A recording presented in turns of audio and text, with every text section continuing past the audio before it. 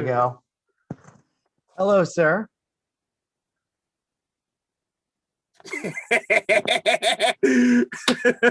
All right, so welcome to Pop Goes the Zebra, episode 5. And obviously, as you can see by the screens here, one of these things is not like the other. One of these people doesn't have a Stanley Cup. Jesse's mic is muted, and I can see it. And it's funny to me. That was beautiful. He missed everything. Oh no, technical difficulties already. No, he heard us. Oh, he heard us? He's going to do something, and I'm afraid of what it might be. Oh, he's going to go get his little yellow toilet paper jersey. Oh, okay. Give him a moment. We'll let him have his moment, but he doesn't have a Stanley Cup patch on his jersey. No, he does. He came close once. Yeah, close, but you know, this ain't horseshoe, Steve. You know that. Oh God.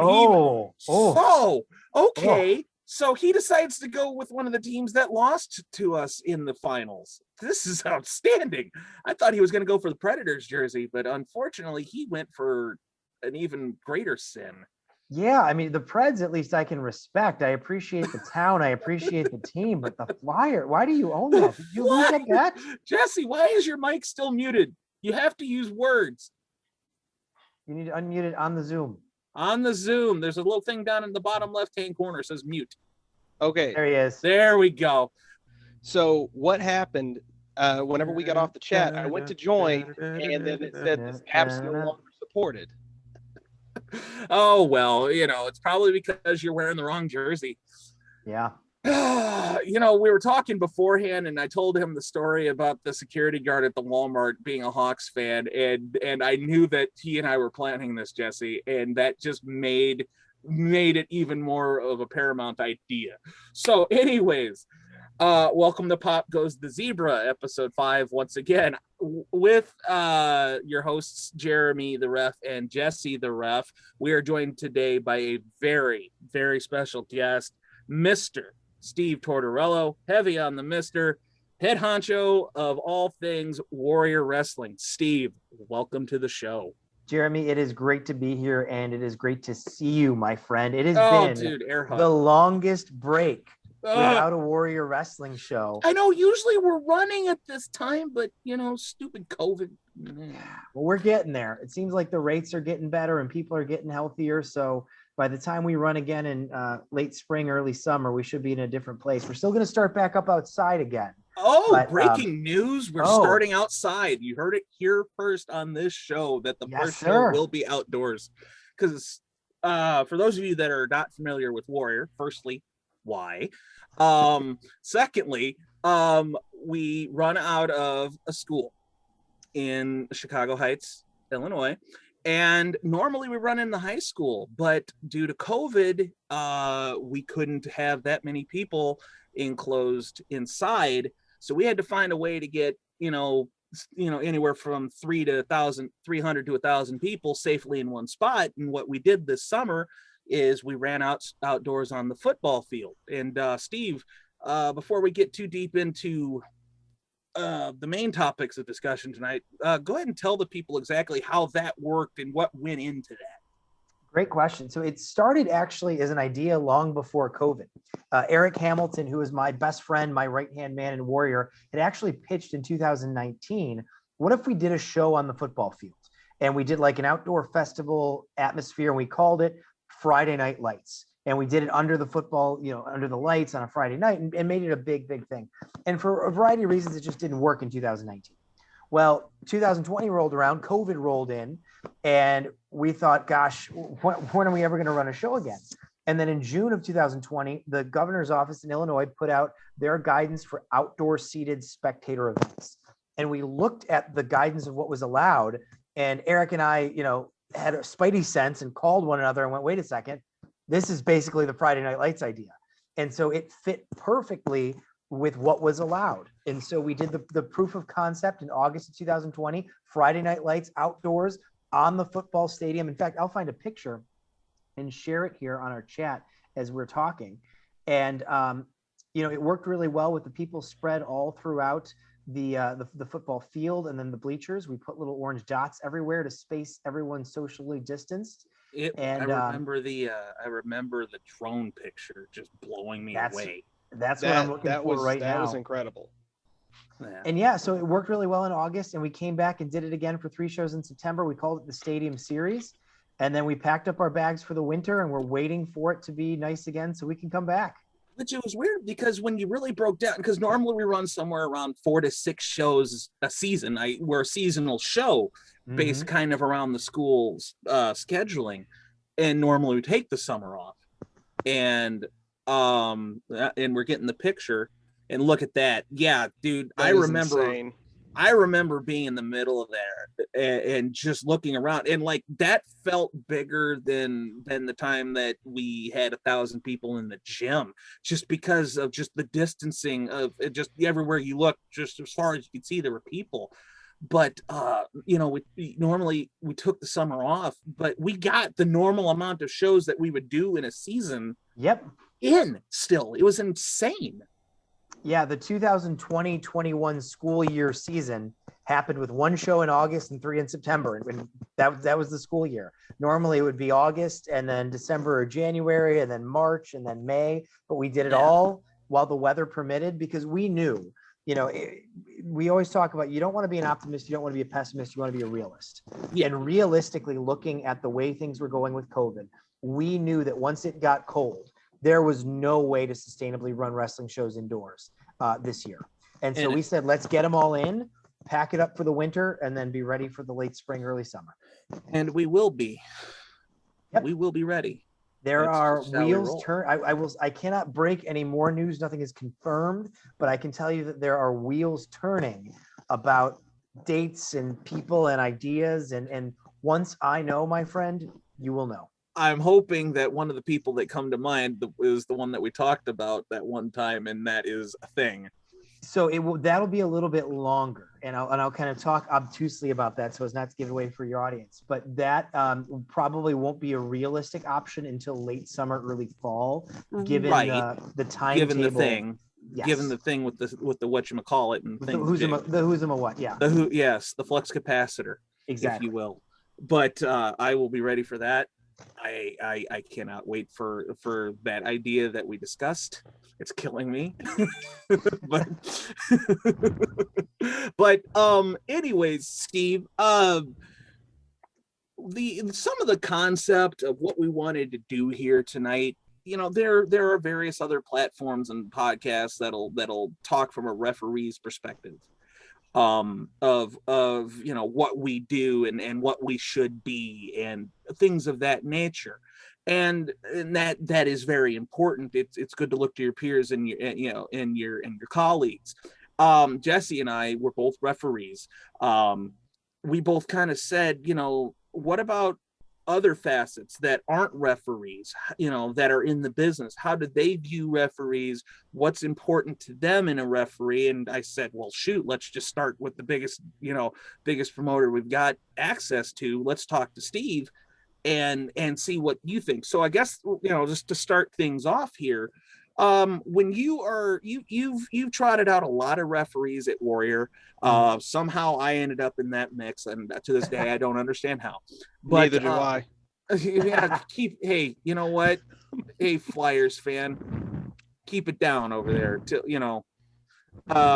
When you're looking for a referee, what are the qualities that you're looking for? What comes to mind when you're saying, all right, I need a referee?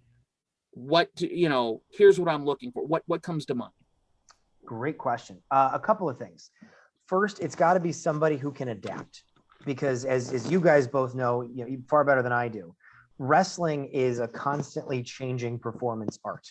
So the 2 wrestlers, or 4, however many might be in a given match, might go out there with a plan or an idea, and that might change in minute 1 when they realize the way a crowd reacts to something, or when something breaks, or somebody twists an ankle, or, for example, we had in the first Stadium Series show a 5-minute downpour in the middle of the show, and the ring was wet. Oh, And man. so for example, Alex Shelley and TJP had called a whole match, and then they went out to the ring and they realized we don't have the traction. We'd put a new canvas on, but the padding was still wet underneath, and they realized they didn't have the traction to do the match they called. So they improvised an incredible technical wrestling match, 15-minute mini classic, basically calling it in the ring. So what a referee needs to do, I think, from the promoter standpoint, number one, is be able to adapt. When situation changes, when a fan gets involved, when somebody gets hurt, you need somebody who's level-headed, who's able to adapt to any situation you put them in. Number one. Number two, you need somebody who's collaborative, because indie wrestling is an incredibly intricate art. And you need a referee who's going to listen to what the guys or girls want or need and work with them as they lay out their match or as they think through their match, and then especially in the ring. If you have a referee who's combative or who's stubborn or who's rude, that's not going to work, because it's a 3-person team out there in a singles match. So number one, they've got to be adaptable. Number two, they've got to be collaborative. They've got to be really good at working with people. And I think number three, and this kind of goes with collaborative, is they've got to be a good people person. They have to know how to talk to people and how to deal with all different sorts of people, because as you guys know, in the wrestling business, the performers come in all shapes and sizes, not just physically, but personality wise as well. You've got some incredible world-class performers who are incredibly meek and quiet and demure. You have got some newer wrestlers who are brash or arrogant or need to be corralled a little bit. And the referee, in working not only out in the ring in character with everybody, but backstage as they're talking through a match, needs to be able to work with all those different types of personalities and at once. And sometimes the wrestlers might not agree. Sometimes the wrestlers might argue over what they're going to do. So you've got to be collaborative. You've got to be adaptive. You've got to be a people person. And I think the last thing I'll share is I think the referee needs to be decisive and be a performer. So for example, if you've got a situation in the ring where you're trying to get one wrestler off another in the corner, or you're going to call for a bell, or somebody brings in a chair and you want to shut it down, the referee needs to take command and not only interact with the performers, but show that to the audience. So one of the notes I've given some of our referees over the years is, if you're going to call for the bell, call for the bell. We've had a few situations where, a ref might kind of call for a bell and maybe the bell doesn't ring. And I've told refs, you're the boss. If you are calling a fall and you gesture and they don't ring the bell, stand up and you point at that damn bell keep and you tell them to ring the bell. So the referee needs to be decisive and make decisions and be a presence. So I know that's a lot of different things, but I think if a referee's got most of those or all of those, they're going to be a fantastic referee. Or even a willingness to learn some of those traits if they don't have all of those skills going for them at one given time.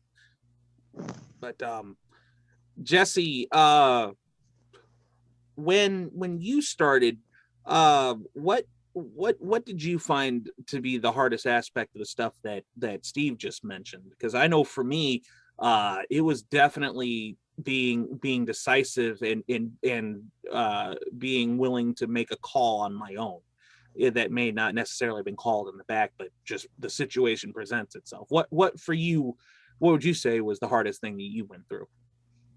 Probably the same thing. I was such a stickler for knowing what was going on in the match and knowing what the finish was.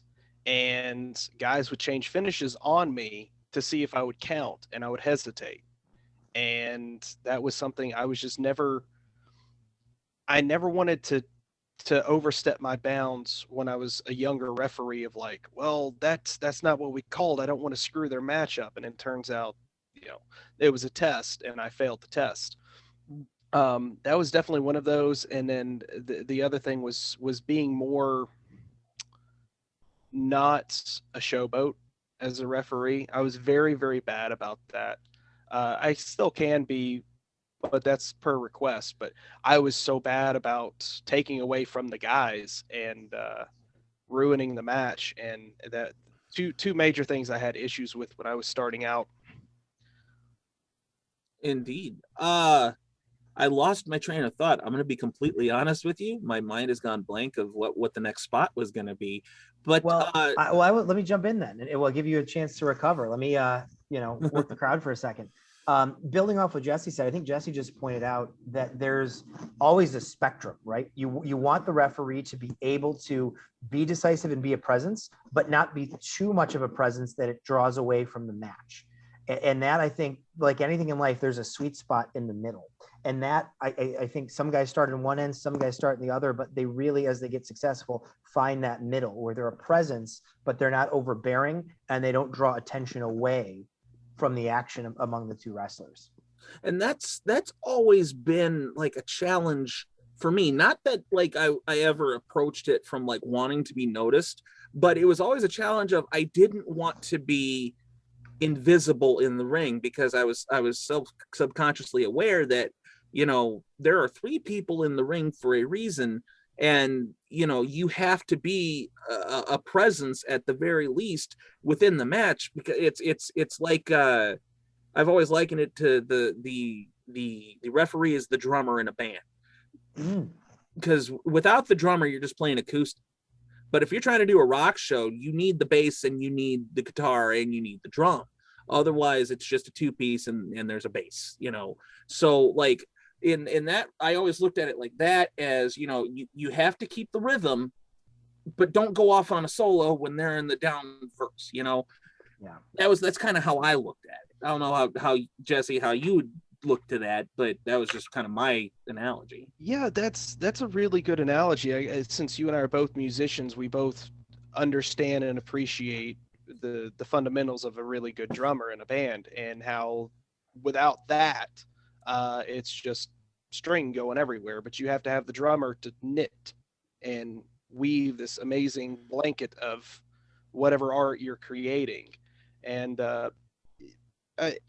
I feel as though referees should not just be a background character that you don't know anything about. I feel like the referee can add to a match, as well as a great referee can make a bad match good, and a bad referee can make a great match bad. Precisely. That's pretty much we're supporting roles. We're not on the marquee, but we have our name on the billing. Yeah, and I've approached it, especially in this day and age where I'm a lot smarter and I've really learned and focused on what I'm doing, that I still have my quirks that help sell the match, but people really don't notice it until they go back and look at something. Oh, wow, yeah, you really did help them with that. Or, hey, so I'm being noticed, but I'm not being noticed. It's kind of it's a weird in between, but I feel like I finally got my groove. And I'll tell you what, as far as places to work, you look at some of the shows that are out there, and there are lots of shows that have really good rosters. And then you look at what Warrior is doing, and we have to have one of the best all-around rosters across the country, if not at least in this hemisphere. And you would think that working in a place like that, the stress would be through the roof. And Steve, I'm sure the stress for you is always through the roof. So I'm probably talking out of my nose a little bit on this one, but just from my perspective, Warrior has to have one of the most easy, laid back, chill locker rooms going that at least I've been in.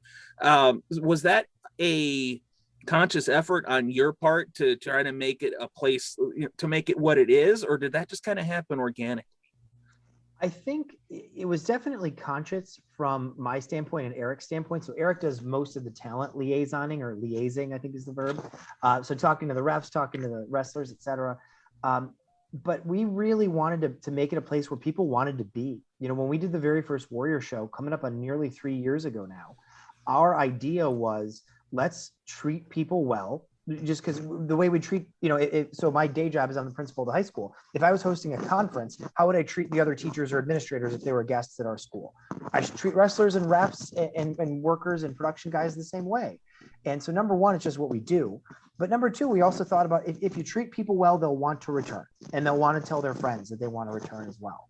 And that's hopefully the reputation that we've developed a little bit, is a place where people want to work. We want people to want to work with us, not just because it's a large stage or a large platform, but because we want them to enjoy it. And, you know, when we did Friday Night Lights or the Stadium Series shows, we had so many people that, you know, we hadn't seen since February, which was the last show. And people were, you know, masks on, but hugging and whatever. Everyone's like, it was a family reunion. It was good to see everybody. You know, they know the photographer, they know the refs, they know the ring guys. And it just, we like that. Like, that's the type of environment I want to operate in. I don't want to be in a stressful environment, right? I read these horror stories about indie wrestling groups where the promoter's screaming at people and people aren't getting paid, or they don't know whatever. And it's just like, I don't want to be in that environment. So we really try to cultivate the environment that we want to be in. I remember, you know, you were talking about the Stadium Series and not seeing people in a while. I remember saying it to you. I said, man, this is like waking up from a bad dream. Because, you know, going into the COVID pandemic, we had no clue if we were ever going to wrestle again that year. And, you know, fortunately for us, we were able to do it and do it safely. I don't think I recall there being any issues coming out of that for us. So we were very blessed to have that. But yeah, I remember specifically saying it to you, like, man, this is like waking up out of a bad dream, if only for 5 minutes. And I've had some of the best times in the ring at Warrior, bar none. It's one of my favorite places to work. It's one of my homes.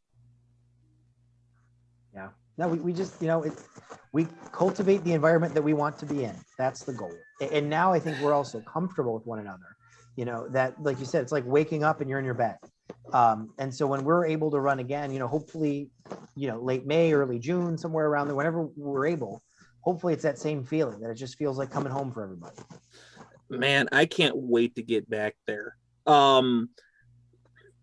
Talking again about the role of the referee, in terms of like experience, in your opinion, if you're looking, if tomorrow you're looking for a referee, mm-hmm. Are you worried so much about their experience in terms of time in, or is it more of a feel? Like, how do you go about it? I think that is a great question. I think it's a combination of both, and everybody has a different level of both, right? There are some people who may have done 100 matches and their timing is just not there. Like there's some of this stuff that just, you know, you can do it a bunch, it's just not there. There's other people that might have only done 10 matches, and you know what? They are on the ball, and they have a presence about them, and they have something you can't teach. So in a perfect world, you're looking for both. You're looking for somebody who has a lot of experience under their belt, so they've dealt with lots of different situations. And I think that speaks to the adaptability, because you've been there before, you know how to pivot. But you're also looking for that presence that we talked about. And in many ways, that can't be taught.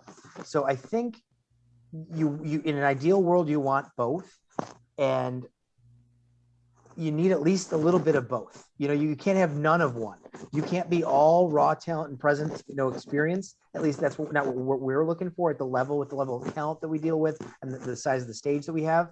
But at the same time, too, you can't be all experience but no presence and pizzazz and people skills, because that also doesn't work. So for us, for Warrior, you've got to have at least a little bit of both. But our referee crew has a lot of both, right? You look at you look at Robert, you look at Stifler. Shout out to Rob King. Rob King is awesome. And like a younger guy, look at Perch. So Perch has done our shows. Perch is a little bit younger, but he has just got a presence that you can't teach. And I love that. Learned so well, right? So I drafted that guy. Yeah.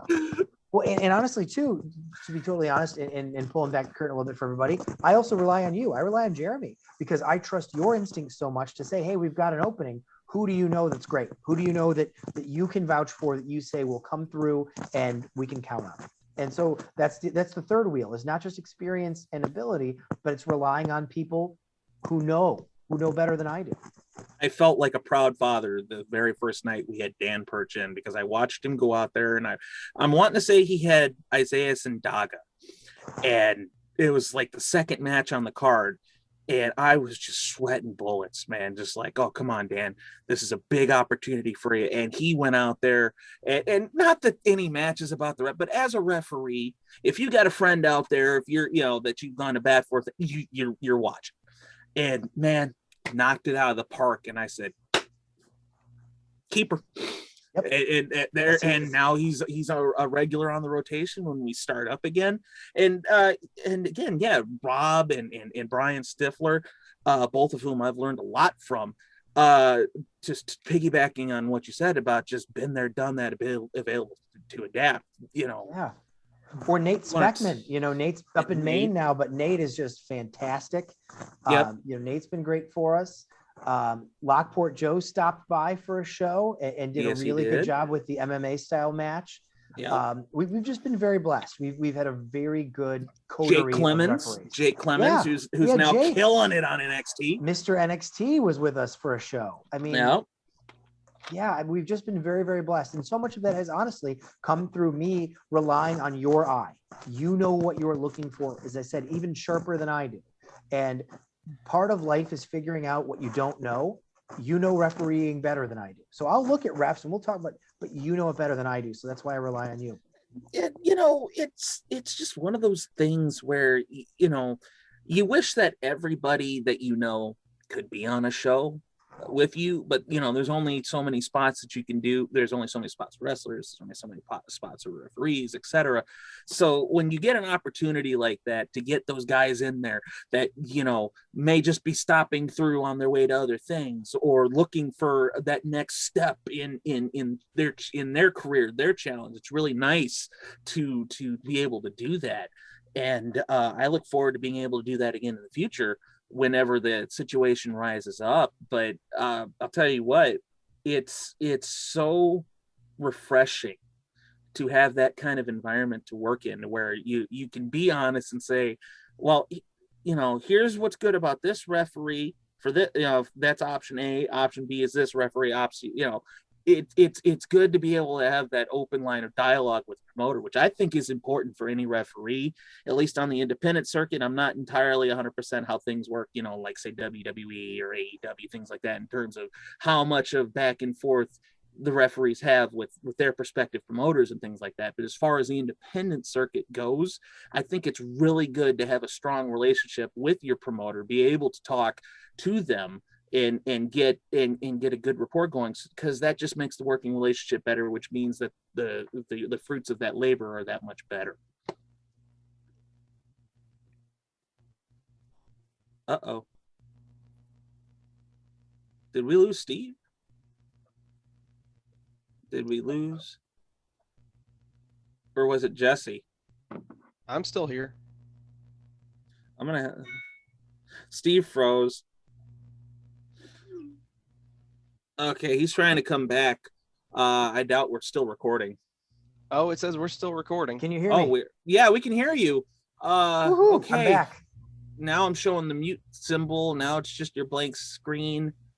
Looks I hear you. Got a weird connection here, but we are still recording. I got kicked out for a minute, but now I'm back.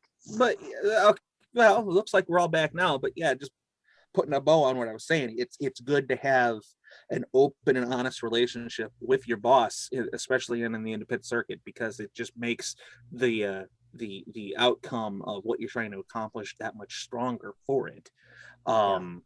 Jesse, I know you work with a lot of really good promoters up in your neck of the woods. I know you just got done doing the 24-hour stream a few weeks back. I know, in your line, in your neck of the woods, how is your communication in, how, do you enjoy a similar experience with your, with your bosses? How does that go? It's kind of an in-between. One of the home shows that I work at, Kapow in Knoxville, Tennessee, the promoter kind of relies on me to be the eye for additional referees. Like, hey, are they good? Are they going to be able to hit, what do they bring to the table? They're not going to cost an arm and a leg. Those kind of things. the show that I've kind of recently been working with, New South in Alabama, they had an established ref roster. And I came in just as a favor and then was immediately asked to return and help out with teaching the referees how to work television, bringing radios in, and doing all that stuff. So it's the promotion down there is listening to more of what I'm wanting to teach them about production and their appearance more than the referees, because they already had their referees. So what I do down there is I work with refs. The most experienced ref has got 3 years under his belt. So I'm trying to teach them what's worked for me, what's worked in other places, trying to get them prepped for, hey, if you're going to go to this place, this is how things are going to be. So it's New South, they listen to me on the production side, whereas Kapow listens to me on the referee side. So it's two different worlds. And when I work for GCW, it's just, I'm there. I don't have input. I'm just there. There you go. Side note, Steve, he was talking about the radios. Jesse is actually the actual soundboard off of which we put together our IFB setup with our earpieces to the referees. So all that credit actually goes to Jesse, right down to the styles we use. Well, that is a huge help. So thank you, sir. No joke. That apparently has, when I made the post in Zebra Talk, that inspired a lot of people, and it literally just came from working television and not being able to get our times right, because we had somebody go out and cross their arms or hold up a pencil and the referees were not seeing the times. And I just one day I said, you know what, I'm going to hop on eBay. I want to see how much radios cost. And I saw somebody was selling the radios that I got for $30, and I said, I'd be stupid not to invest in that. And from there, I use that's an essential tool for me, because I wear multiple hats, and that makes me more of a valued commodity to a promotion than just being a referee. And because of that, I have invested more money in better radios, better earpieces to assist with not only the referees, but now the timekeeper is going to have an earpiece, the camera personnel are going to have earpieces, and it's just, my investment is now helping shows grow, and people are seeing that thinking, why don't I spend the money for my show and do it? And we have the radios, but Steve has never once come over my earpiece. He leaves that all to us to kind of sort out and how ours is done. We have my friend and trainee Zoran sitting out there at the timekeeper, and he's got the times on his phone or on his run sheet, which we'll talk about in a second, because I've always loved our run sheets. But I don't know that we've ever really terribly gone over time on anything that I can think of. And I think we've had earpieces. I don't know if we had them for like the first couple of shows, but I know that we definitely had them from like 3 going onward. And I don't think, and Steve, I don't know if you want to speak on that. I don't think we've ever had a problem with our times. Yeah, no, we started without them, and we had a different series of given time cues to the referees in the ring from the timekeepers table. And I want to say they came around Warrior 3, as you said. And honestly, I really give Zoran a lot of leeway, and he'll always check with me here and there throughout the show. Hey, we're running a little bit heavy. Do you want me to make sure to land these matches early? Do we have a hard stop at the end of the night? And usually, a wrestling show, something runs a little long, something runs a little light, usually long. And I'll tell Zoran, like, yeah, keep the next couple tight to their times, etc. Or if, for me, it always comes back to the crowd. If it feels like the crowd is just into it, everything's flowing, then you know what? Let them breathe. Let the matches breathe. When we get to the main event, Zoran always comes to me and says, hey, the game plan is to be out of here by 10:30. Do you want me to make sure we go home by 10:30? And depending on how the crowd feels, I'll usually just tell them, let it ride. Let the main event ride, and let the referee and the performers figure out where it should land. Because I, as much as possible, that's what we want to do, is give the people in the ring the chance to tell the stories and to be the performers. Well, I was gonna say, hearing that just tells me that he's really taking what he's doing very seriously, and hearing that tells me, like, you got something really good with that person. Zoran, Zoran is in his late 40s. I met him many moons ago, back when I actually first got into the business. He was running a comic book shop down here in my hometown. And I just happened in there one day. A comic book shop was not really my scene, but it was the new thing in town. I was going to go do the rubberneck thing. And I just walk in, and there's this guy there that I just struck up a conversation with. And 12, 13 years later, he's my best friend in the whole wide world. And, there came an opportunity, because I always said he looked like a referee. When I first met him, at least. Just a little dig at you, bud. Because he listens to the show, I had to say hi, Zoran. There came an opportunity where I was like, you know what? I need another referee. I can talk him through this on the earpiece and be fine. And 3 years later, here he is, and he's doing great. I have him in there at Black Label and a couple other places. But Zoran is just he's just Captain Meticulous, man. He's very straight knit and very by the book. He's very organized, and I love him. He's like another dad to me. And so when it came time to start doing this, I was looking for someone to help me keep this straight, because for a show or two, I was kind of like bouncing back and forth between doing the walkie-talkie and stuff like that. And Zoran's like, I asked him to do it one night. He fell in love with it, and then he tells me it's like a date night for him and his wife. It gets them out of the house. So now, front row, every show, Black Label, there's Zoran and there's his beautiful wife, Carrie. Yeah. And you hit the nail on the head a minute ago. He is so meticulous. He's so well organized.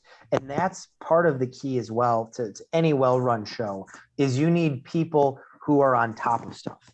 And sometimes people mistake on top of stuff for being like a taskmaster. And Zoran is just very organized. I know I can count on him to do everything. And also, like those qualities we talked about earlier, he's adaptable. If we need something in the ring, he's great. If there's a medical emergency, he's just organized and on top of things. And I can't say enough good things about him and his help. I love him to death, and everybody should have a Zoran in their life. Yes, they really should. It sounds like I need one down at New South. I mean, I don't know if he'll travel that far. I don't know that his Camaro will get that kind of gas mileage, but that's that's a big difference, because when we do TV tapings, we're taping for multiple weeks. So we have times that we have to hit, and we've got to make sure the pre-tapes are in there and all this other stuff. And having somebody that is just on the ball, it means the world in production.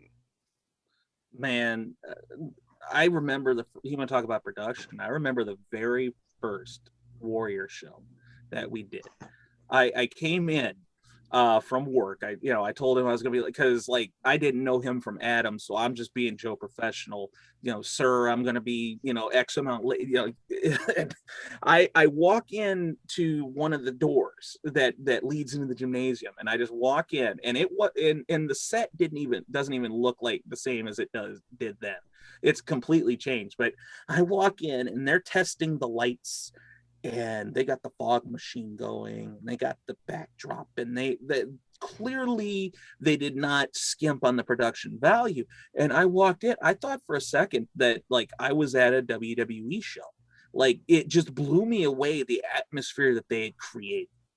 And I just literally went, I ain't in Kansas no more. That was literally my aha moment. Man, oh.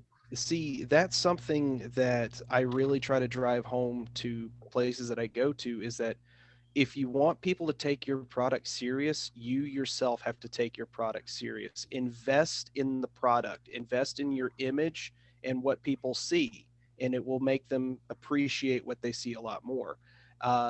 Making sure that you have logos that are visible, like either on the referee shirt, on turnbuckles, on the ring skirts. They mean so much, because in pictures. Damn it, Jesse. Oh, Either he's taking up miming or we have lost him. I should we've clue lost you. him for the moment. Yeah, I should clue you in.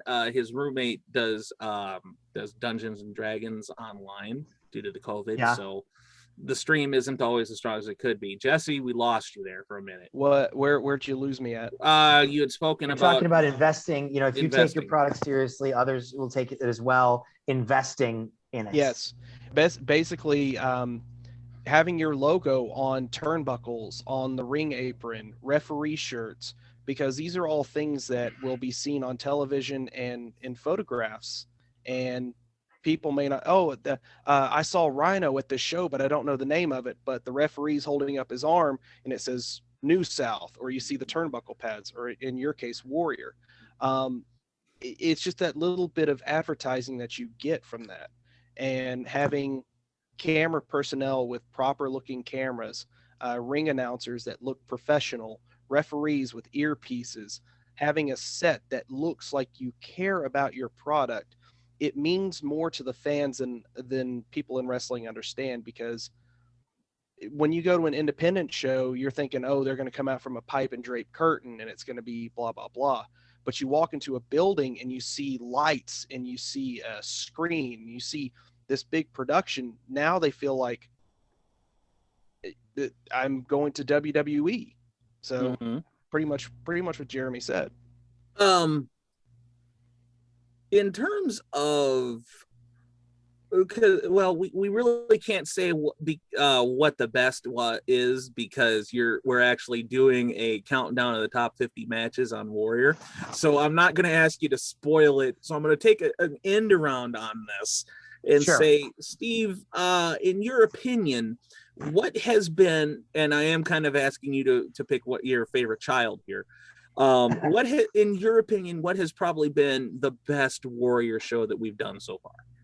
Sure. And the top 50 is an amalgamation of everybody's votes and opinions. So mine might not exactly line up with what the top 50 will be.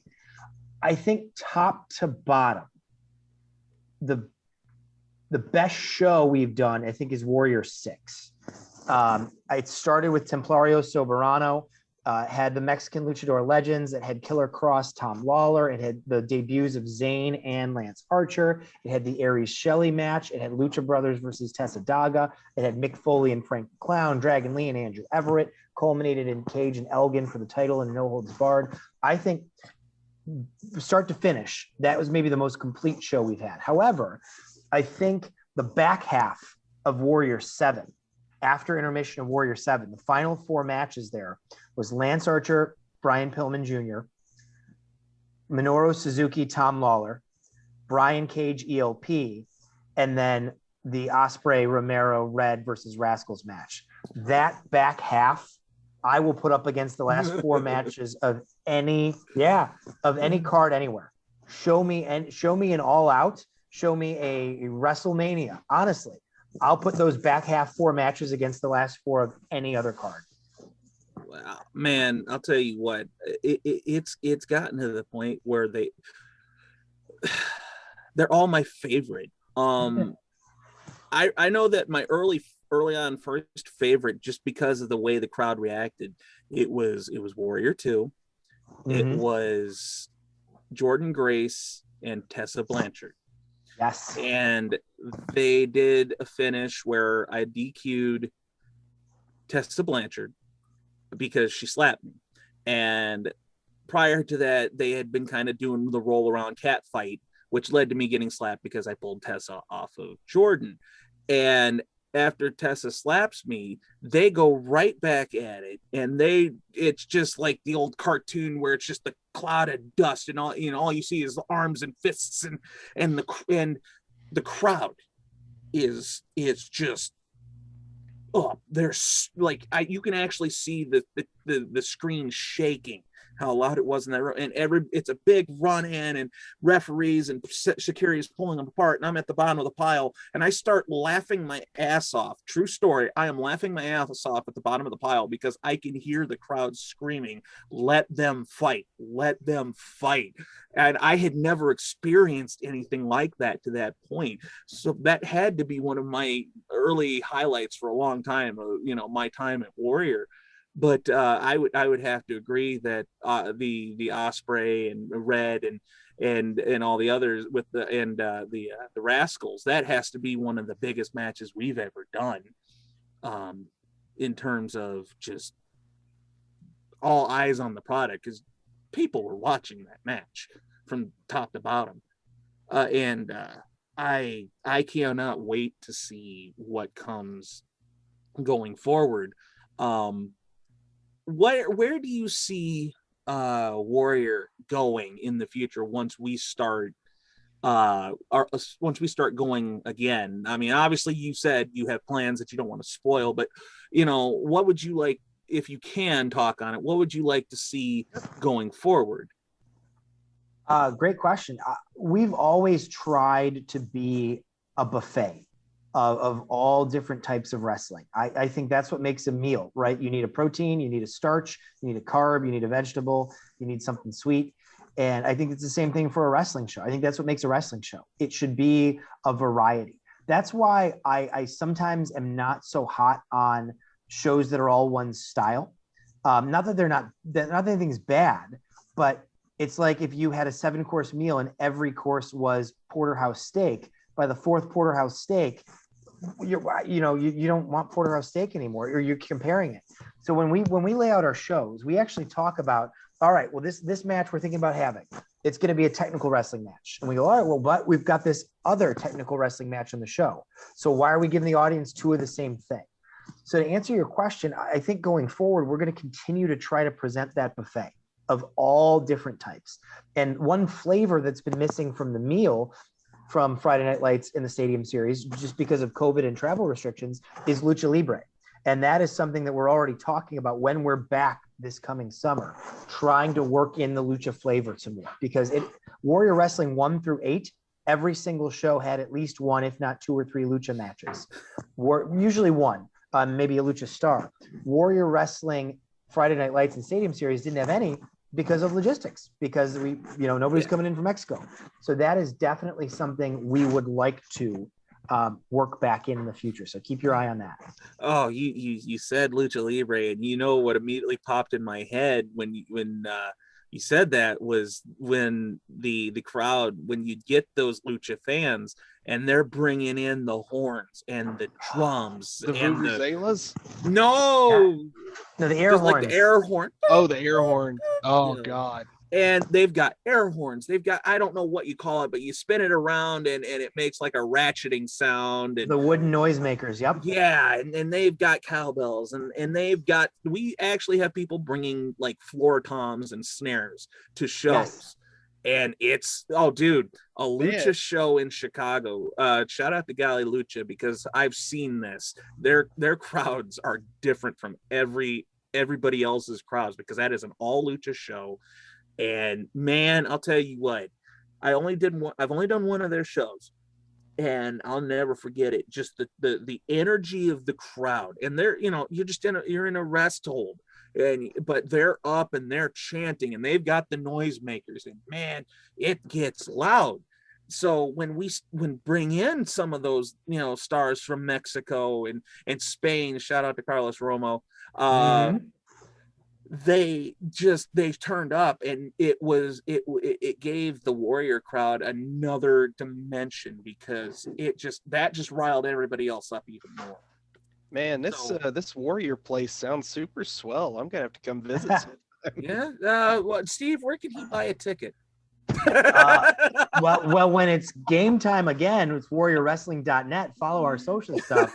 But how about you just come up and hang out with our buddy backstage, and maybe we'll see if we can get you in on a match.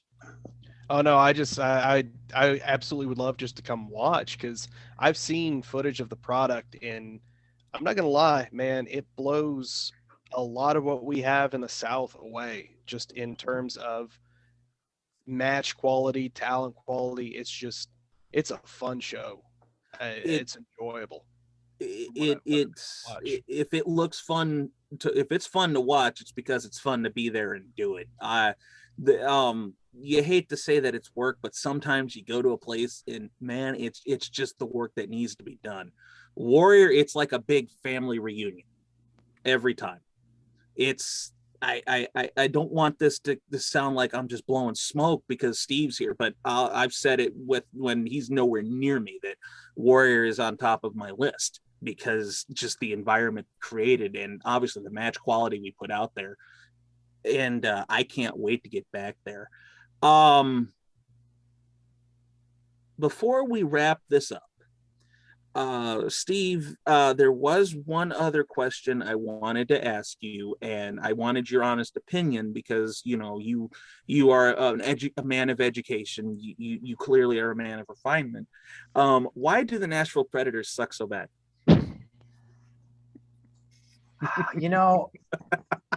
Here's the thing. I'm going to stop pulling his chain a little bit because I actually like Nashville quite a bit. And now I will answer your question honestly. Here's the reason why they suck. Because for years, the organization, not the team, the organization wanted to keep Blackhawks fans out of Nashville. And they wouldn't sell tickets to anyone who lived in Illinois or Indiana. And they had a whole ticket restriction where you had to live in the county to buy tickets, et cetera. And all that did was rile up Blackhawks fans more because they were so mad that Blackhawks fans were coming down to their games. So then they stopped selling tickets. Filling the stadium. Yes. So then after they made that pronouncement in the 2013 season, keep the red out. To keep the red out season, a group of my friends and I somehow got around all of it and bought tickets and we rented a van and we went down there specifically to piss them off. And now granted, of course, the Hawks laid an egg and lost like 5-0 that game. It was one of the few bad games that season. Fake news. But that is the only thing I've hated about the Nashville organization is that move I think was really low class. And everything else, the team is great. The atmosphere is fun. The city you can't beat. God bless them. I can confirm that was a true thing. So anybody listening thinking that, he's just better. No, the Nashville Predators did that not only to Chicago, but they did it to Detroit fans as well. My roommate is a Detroit fan. So this is a very fun household. And he was very upset of like, I can't get tickets to the game. I live here and I can't get so I love the Predators, but in all reality, right now they are absolutely the drizzlings. They are pond water, horrible, sucking pond water right now. And it's I watched our last game was against Detroit, and I was just like, we did really well. And then how did we suddenly just forget how to power play? And how did we? Okay, guys. Well, I've always said that you don't necessarily need a power play. Look at Chicago; they haven't had a power play in 11 years. Yeah, but they're still man. Here's my thing with hockey. Like, yes, I'm a Nashville Predators fan. Yes, I'm a Flyers fan, but I love watching hockey. Right. I just want to watch hockey. I really want to watch hockey, unless it involves the Bruins or the Penguins. Agreed.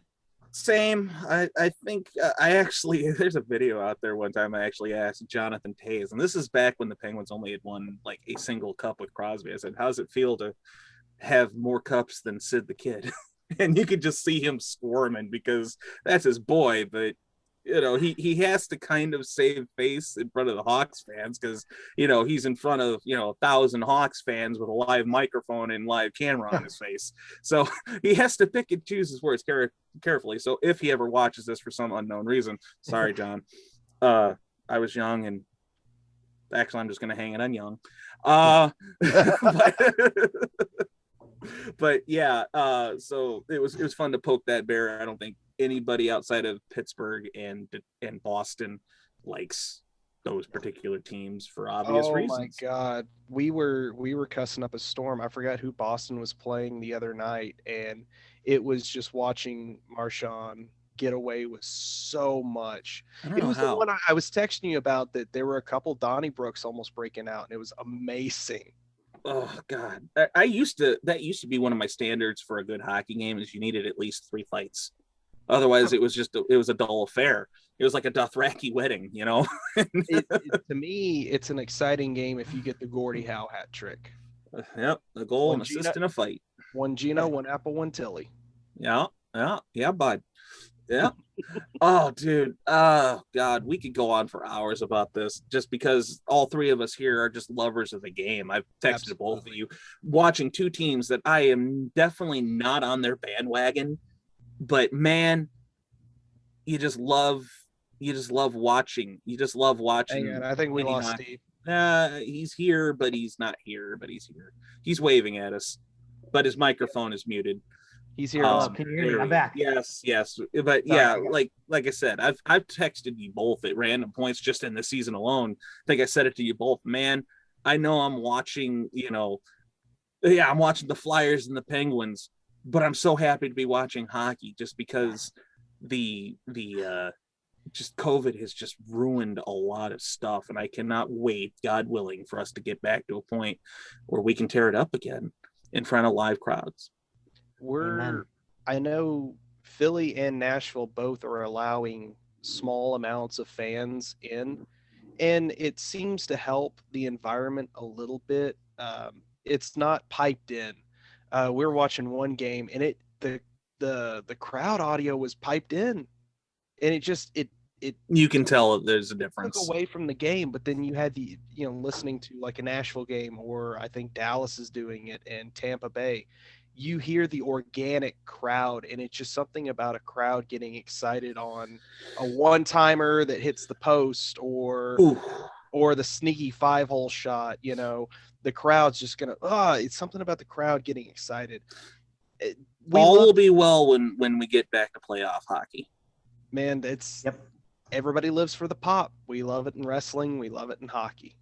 I've always said if I can't be Steve Austin, I want to be the guy that plays Steve Austin's music because the pop that happens when happens. Okay, before we wrap it, what's the best pop that you've experienced in person, either you being in the ring or being on the show? Oh, for me, it wasn't the biggest pop, but it was just watching the reaction around the ring. It was the first night of the Stadium Series, Kylie Rae versus Tessa Blanchard, watching the little children jumping up and down, especially the daughters in the audience. When Kylie Rae won the women's title is a moment in my life I will never forget until my dying day. I don't know what the future holds for Kylie Rae, but if that is the last time I see Kylie Rae footage, it will have been a high note for a myriad of reasons. But in terms of emotional, that's got to be the biggest one. Maybe the biggest overall pop. It was MLW. It was I don't remember exactly which show it was, but Jacob Fatu did a moonsault onto a guy that was being carried out on one of the old MASH style stretchers. They did a stretcher job. The paramedics picked him up, and he did a moonsault and broke that thing.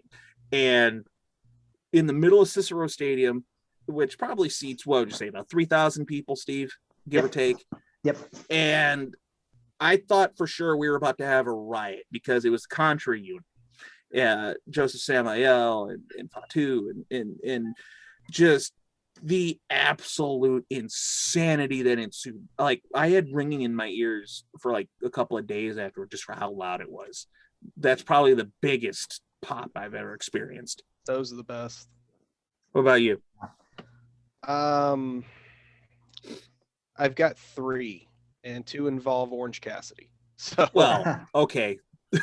Yeah, I'll go with the non-orange first. I did a match for Next Generation Wrestling in Tennessee, and the main event was Rich Swann versus Sean Hoodrich.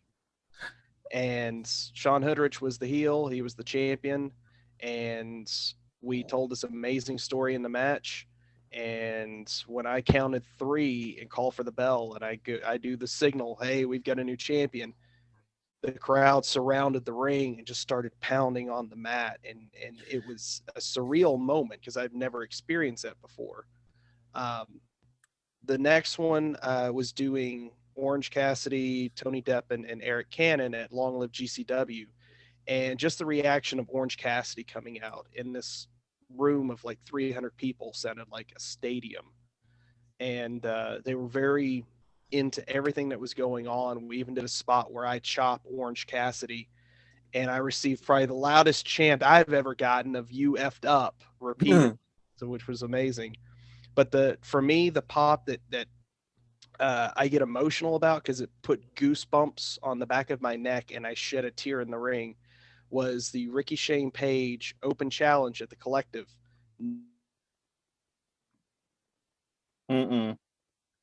We lost Jesse. No, give him a second. We'll see if he comes back. Yeah. Can you hear me now, Jesse? Jess, can you hear us? Well, I will jump into the void while we're waiting to see if he unfreezes. Well, obviously not in the ring as a performer. I will echo what you said, Jeremy, about the Kylie Tessa match for a lot of individual reasons about those two individual performers and about that night. We lived through a rainstorm. We lived through a variety of things. But when Kylie Ray won that title, it was something special. And that I would put as my number one. I actually cried underneath the ring for a second. If you watch that back, well, you knew I was having some personal issues going into that night anyway.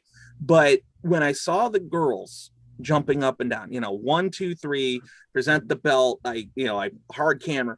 If you watch, I roll out and I disappear underneath that back post for a few seconds. I'm under the ring crying. It was just a myriad of different emotions and just stuff like that. But yeah, just piggybacking off that, Jesse, you were talking about GCW Ricky Shane Page Open Challenge with Orange Cassidy. Yeah, nobody knew that he was there. We did our best to hide him up until the moment he walked through the curtain, and I knew it was coming, and I could feel the build, and I waited for him to walk through that curtain. And the moment he did, and that place went crazy, I look over at Ricky Shane Page and he goes, "Are you crying?"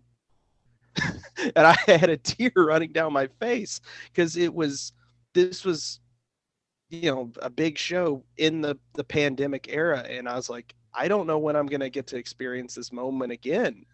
And I've watched that footage, and every time I do, my hair stands up on my arms and the back of my neck, and I just I really feel like a lot of shows that you've seen be put out in 2020 post March has had that kind of underlying theme of we may never do this again, or at least not for a while, so we're going to make the most of this. So to hear you say that, Jesse, that couldn't be more on the mark than that, just because we're in the dead of winter right now. Obviously, with building restrictions being what they are, you feasibly can't run a show up here, at least until the weather clears up. So we're kind of in a freeze, no pun intended, until at least mid to late May. So those moments in 2020 where you're on those shows and you've got an Orange Cassidy or a title change like Steve and I talked about, those are the moments that are going to live with you for a long time, simply because it's just bigger than a random night. The Orange Cassidy thing, my girlfriend's not a big wrestling fan, but she knows that I absolutely love Orange Cassidy as a performer. And I showed her the footage of that reaction to see what she would do. And she got chills saying, "Oh my God, I totally understand it now." So it's amazing. It's something special. It's that adrenaline high.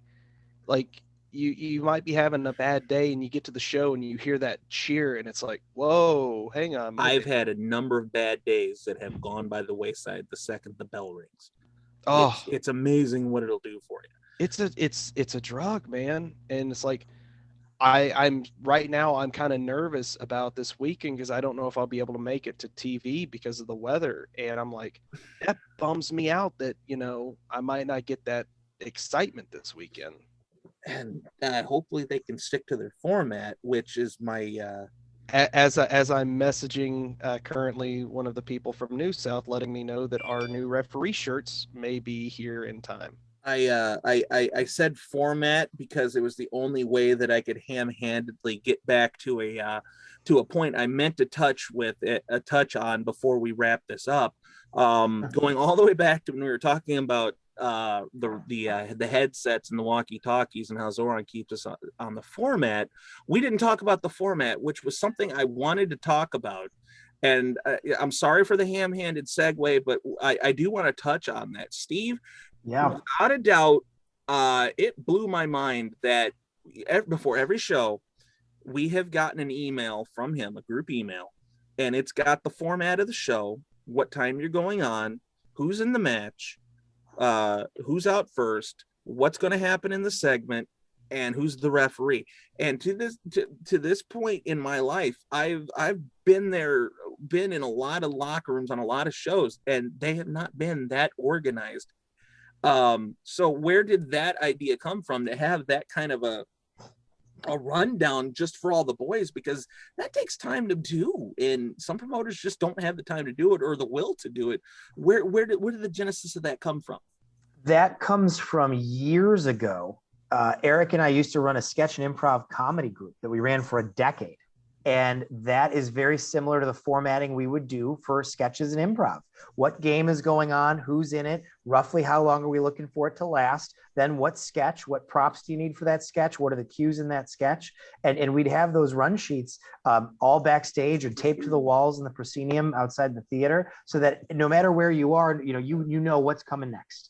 And I literally, when we transitioned it from doing comedy shows years ago to doing wrestling shows, I just took that same format for the most part. And I think it's helpful. I think you can never have too much information. So the more that you can give people, the merrier. We make a handout for everybody when they come as well, performers and crew, et cetera. That's the Wi-Fi password, how to get paid, FAQ. After doing one show and answering a question 20 times, I went, you know what? I never want to do that again. Here's a packet for everybody. Got the run sheet and everything you possibly need. And it's worked pretty well. That is the greatest thing I've heard. It is amazing, and I want to steal that. Yeah, please. We'll send you ours. You can take a look at it. We'll send you a format, and you can steal from that. And Dude, there might be some listening to that would say, well, it's indie wrestling. What happens when so-and-so can't make it, or they need to go on here because it'll help their match.